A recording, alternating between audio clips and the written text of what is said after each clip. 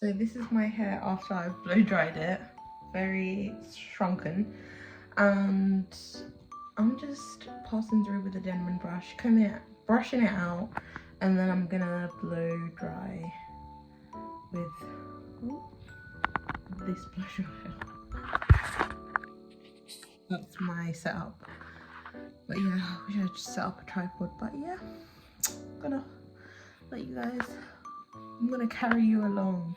I'm just straightening my hair now, and I'm just like mentally preparing to like cut it and for it to be like here, because I can't stand this and it not growing and it being unhealthy. So yeah, that's me. I finally finished straightening my hair. Sorry, I'm watching a movie in the background. So yeah, this is the bit I'm gonna cut. I'm so confident. I'm not confident in cutting it, but it needs to be cut. So it's gonna be cut, and hopefully I can have a pixie cut.